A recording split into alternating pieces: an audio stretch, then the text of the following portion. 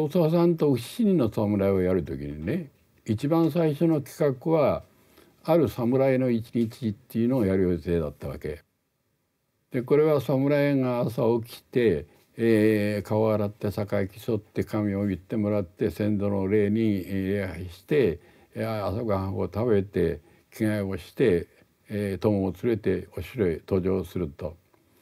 その途上の間際になってね、些細なミスを犯して家へ帰って、家の庭で切腹するっていう話をやろうとしたわけ。黒澤さんと一緒にね、侍の一日として。で僕も大変これを面白がってやったわけ。なぜっていうと、切腹っていうことに、腹切りっていうことにね、非常に興味を持ったわけ。どんなことやるんだろうっていうことで。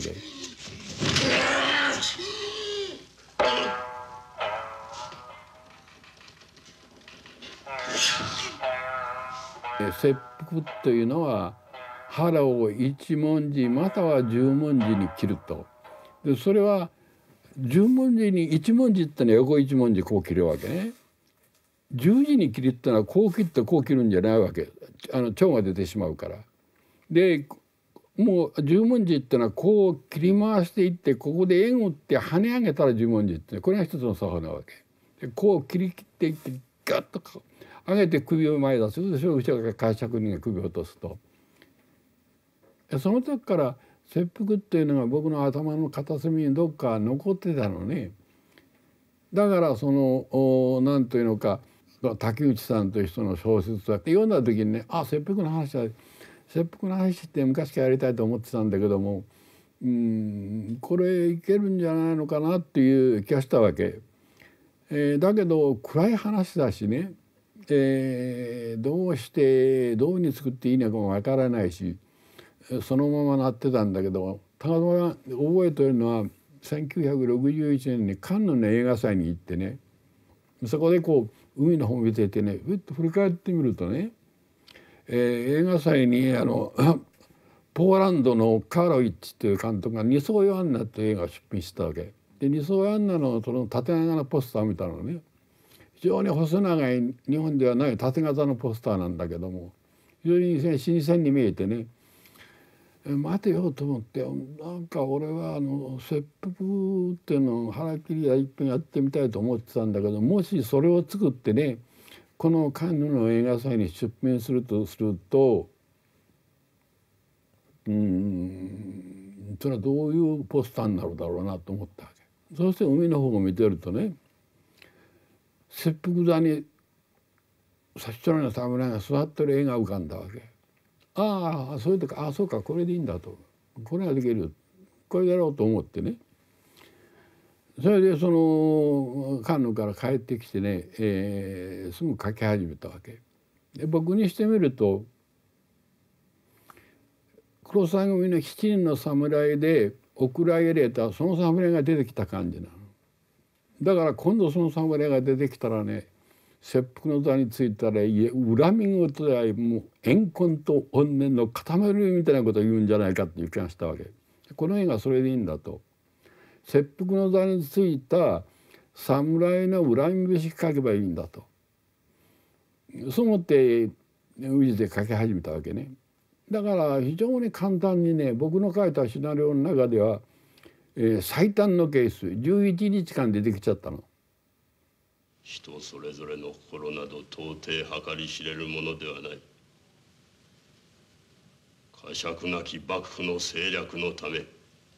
罪なくして死刑を滅ぼされ、奈落の底に喘ぎうごめいている浪人者の悲哀など、異色に憂いのない人には所詮わからん。封建制の批判をしようと思って手はやっぱり切腹というその映画はできないと思うの。切腹する浪人の切腹の座についた上での恨み節だと、恨みだと、それでいいんだっていうふうに割り切りつかないとできないよね。我々映画作る上でのテーマっていうことになったらね、見る人と作る人の感じってのはかなり違ってくるんだよね。切腹に関しても権力に対する批判というのは後からそういうつけられる言葉であって、僕の脚本の作り方から言うと完結した形にあるもので、切腹の座についた切腹の恨み節、それだけなんですよね。まあなんかそれが簡単なようだけど、そこへ行き着くまでに時間かかっているわけよね。知事は求め、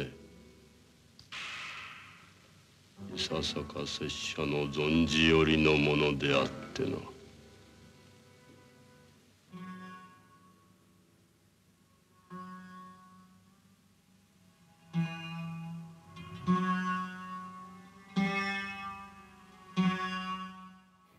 みんながね、あれだけ階層っていうのをたくさん入れるんだから細かく計算したんだなっていうことを聞かれたんだけども、そうでないし計算って何もしてないの。ただ進行方向へドラマの進んでいく方向のことを書くんだったら、それは階層ではないっていうのが僕の考え。矢崎隼人殿は6日前。階層っていうのはね、普通シナリオライター全部嫌がるの。監督も嫌だしね。で映画になってみて効果のあることが少ない、逆効果しか出ないわけ。なぜっていうと、階層っていうことはね、進んでいく方向でなしにバックすることなんだよね。だから生理的に映画の手法としてはそんな手法だよ。だからみんな嫌がるしやりたくないんだけどね。でもね、それは話の進行方向へ進む階層だったら階層ではないんじゃないかっていうのは僕の考え。だから何回出てきてもそれは構わないと。切腹もね、これ切腹だけだしね、いいけ覚書きっていうのがサブタイトルが入ってたわけ。いいけ覚書き切腹だったわけね。でマークさんいいけ覚書き取っちゃって切腹だけにしたの。ところがね、松竹って大問題になったわけ。当時松竹っていうのは外部から電話がかかるでしょ。そう交換手が「何々の松竹でございます」ってやって、やってる映画を頭につけて「何々の松竹でございます」という習慣の場合ね、切腹の松竹でございますとは言えないっていうわけ。変えてくれっていうわけで、正樹さんが怒っちゃってね、どういうことができるかっていうことで、結局松竹はね、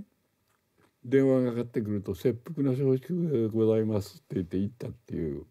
逸話がある。ずっとだから僕が知ってる範囲でね、現場で一番粘る人っていうのは小林正樹さんで、黒沢さんより上じゃないかな。まあ不思議な粘りの強い人だったね。中抜けなんでもないよね。でも絶対抜かないんだよね。それでもうプロデューサーがたまりかねてそのことを言うとね、それはダメですと。そういうことすると私の頭の中でフィルムがつながりませんっていうのよ。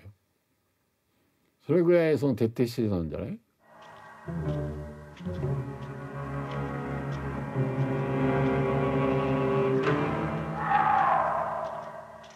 撮影はね、京都の撮影所だったからね、1回だけ行きました。1日にね2カットかね、3つカットは回らないの。一回一回どんでんやるんだよな。そのために大騒動でライティングから何か全部やり直しでしょ。丹波哲郎が今でも嘆き怒るの。小林正樹あんな嫌なやつはないってね、決闘言うの。とにかく今日は曇ってるからってダメって、東京帰ってもね、今日も天気が悪いけどダメ。朝起きてたらバーッと晴れてるからね、うわ今日はいいわ、今日でできると思ってるとね、思った雲が出ないからダメって。であそこだけでね1週間以上京都で待たされてやったって。あんなわがままなやつはいないって、丹波哲郎が今では悩くよ。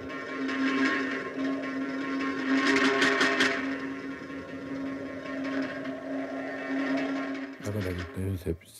腹が一番いいんじゃないかな。中台君もおそらく自分でも俳優さんとしてそれで決まったっていう感じがあるんじゃないかな。切腹に関して言えば彼はなりきったんじゃない？次も半四郎っていうのになりきっちゃったのね。だから年代で、年齢の芝居ができたんだよね。なかなかなりきろうとしてなりきれるもんではないけど俳優さんがね。でも彼は次も半四郎になりきったんだよね、ものの見事に。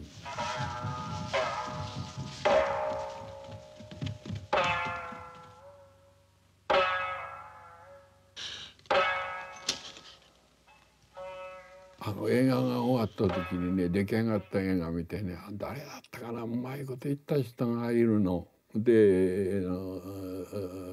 切腹見たっていうからね、どうだったって聞いたらね、不思議な映画だなって、どうして言ったら橋本忍はね一歩も譲らないって大あぐらく言ってると。その隣にキャメラマンの宮島義雄が自分もう一歩も引き下がらないって。そこの横に小林正樹がね自分も同じだし絶対に自分の思う通りにやるって一歩も引き下がらないと。3人がね角突き合わせてる映画に見えたって。へえって笑ったんだけどね、意外にね、そういうところがある映画かなと思ったけどね、今からね10年ぐらい前からテレビでその NHK 放送しててね、でここで娘と2人で何十年かぶりか初めて見たんだけども、そうでもね面白かった。それで娘が見終わって「お父さん昔は今より頭が良かったのね」って言った。